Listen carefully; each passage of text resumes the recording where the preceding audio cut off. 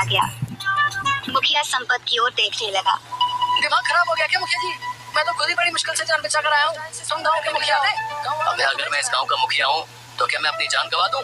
मुखिया ने इतना बोला ही था कि तभी एक बेहद बूढ़ा व्यक्ति जिसकी उम्र करीब 100 साल के आसपास थी, लाठी पकड़े हुए लड़खड़ाता हुआ वहाँ पर आ गया। मैंने टेलीफोन के जरिए एक बहुत पहुंचे हुए साधु को उस डायन के बारे में बता दिया है। आज रात वो आने वाला है। देखना वो साधु अपनी शक्ति से उस डायन को जलाकर राख कर देंगे। हाँ। अचानक वो बूढ़ा खांसने लगा। उसके हाथ से लाठी छूट गई और वह गिर गया। उसे गिरता देख मुखिया गुस्से में संपत की ओर देखकर बोला, अबे देखता क्या, उठा इसको। ये झुमरी के परदादा भी ना, जब इनसे चला नहीं जाता तो फिर ये घर से बाहर निकल कैसे आते हैं? तभी अपने परदादा को ढूंढते हुए झुमरी वहाँ पर आ गई। ये तुम्हारे ही परदादा है ना? इन्हें घर के अंदर बंद करके रखा करो। झुमरी ने संपत से बोला, हर बार इन्हें घर पर बंद करके बाहर जाती हूँ और पता नहीं कैसे दरवाजा खोल लेते हैं। सैकड़ों बार गिर चुके हैं, मगर मजाल है कि इनकी पसली में जरा से भी कोई मामूली फ्रैक्चर हुआ। पता नहीं क्या खाया होगा इन्होंने जवानी में।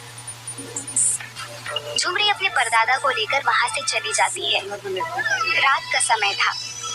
एक साधु रतनपुर गांव के उसी जंगल से शॉर्टकट रास्ते से निडर होकर चला जा रहा था कि तभी अचानक देखते ही देखते काला धुआं उठने लगा। मगर साधु निडर होकर वहाँ पर खड़ा रहा। कुछ देर बाद धुआं छट गया। साधु के सामने एक बेहद भयानक चेहरे वाली डायन खड़ी हो गई।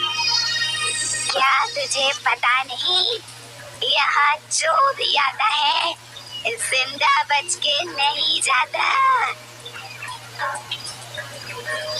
हाँ जानता हूँ, न जाने कितने लोगों की जान ली है तूने, लेकिन अब तेरा अंतिम समय आ गया है डायन, क्योंकि मैं तुझे अपने मंत्रों की शक्ति से भस्म कर दूंगा। कोशिश करके देख ले। इतना बोलते ही साधु मंत्र पढ़कर उसके ऊपर फूंकने लगा, मगर साधु के मंत्रों का असर उस डायन पर हुआ ही नहीं।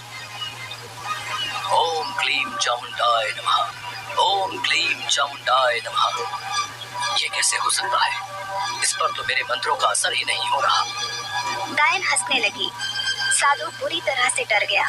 वो डरकर रतनपुर गांव की ओर भागा और बेहोश हो गया। अगले दिन साधु की जब आंख खुली तो उसे गांव का मुखिया और सारे लोग साधु को घेरे हुए बैठे थे। कहीं तुम वही साधु तो नहीं जो डायन से हमें मुक्ति दिलाने आए थे? हाँ, मैं वही साधु हूँ। लेकिन तुम तो यहाँ बेहोश पड़े हुए हो।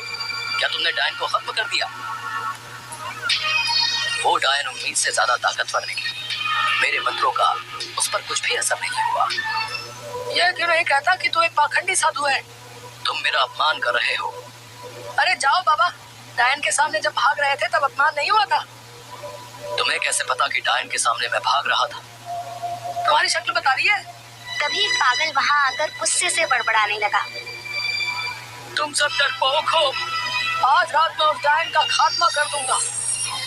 अरे अब ये पागल फिर से यहाँ पर आ गया, भगाओ इसे। अबे पागल कौन है तू? पिछले कुछ दिनों से तूने हम सबको जीना आराम कर रखा है। आज तुझे बताना ही पड़ेगा कि तू कहाँ से आया है। पागल हो गया क्या?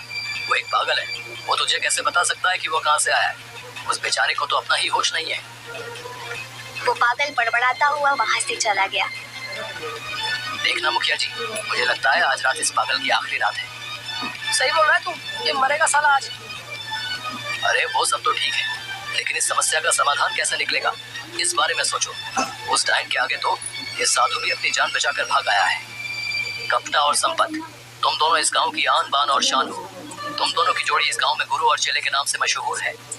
आखिर तुम दोनों इस समस्या का समाधान क्यों नहीं निकालते?